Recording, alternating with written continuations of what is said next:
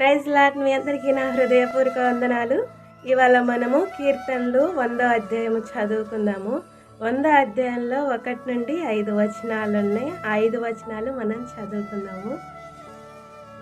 సమస్త దేశములారా, యెహోవాకు ఉత్సాహధ్వని చేయుడి, సంతోషముతో యెహోవాను సేవించుడి, ఉత్సాహగానము చేయుచు ఆయన సన్నిధికి రండి. యెహోవాయే దేవుడని తెలుసుకొనుడి, ఆయనే మనలను పుట్టించెను, మనము ఆయన వారము, మనము ఆయన ప్రజలము, ఆయన మేపు గొర్రెలము.